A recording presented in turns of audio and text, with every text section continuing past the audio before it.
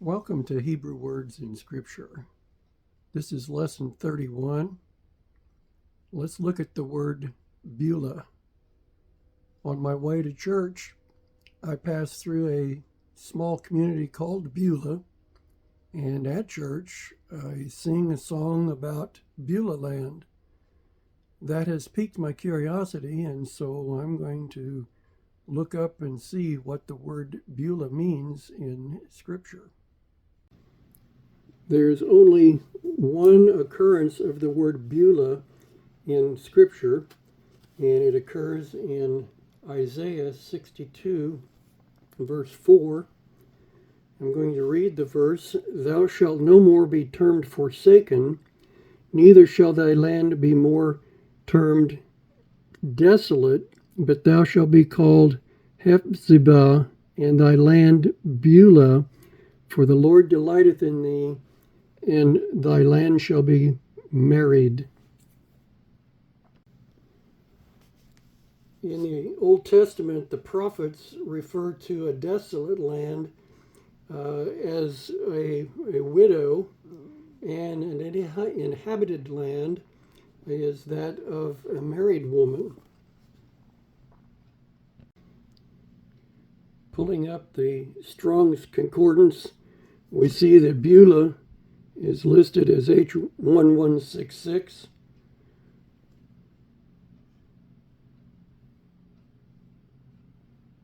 And interestingly enough, that takes us to the word Baal, which is Bet Ayin Lamed. Unfortunately, Strong's Concordance doesn't give us the original word for Beulah, but Baal is its root meaning, which means to marry or to rule over. If you remember, we did look at the word Baal as the meaning, the derived meaning of a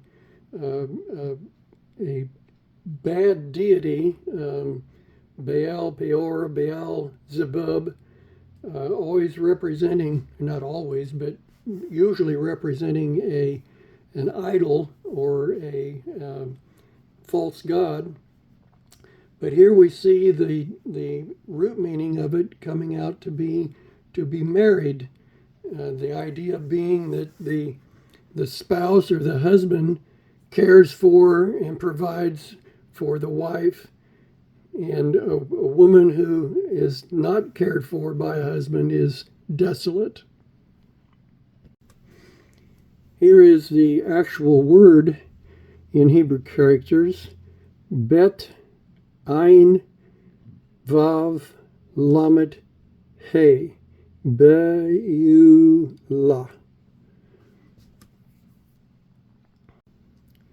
So if we read this verse again with the understanding of the relationship of the married woman, God's talking about his relationship with Israel. Says, thou shalt no more be termed forsaken. In other words, the husband is still around.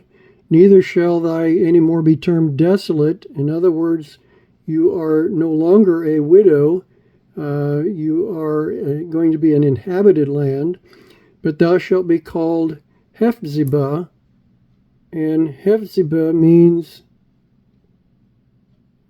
to delight in, to take pleasure in. So you are my delight. And the land Beulah is going to mean married. And interestingly enough, the word for married is also Baal. Married is 1166, and Beulah is 1166. So Beulah is a promise, a description of the way God is going to treat Israel and going to treat the land, as if she is married to him under his protection and provision and guidance.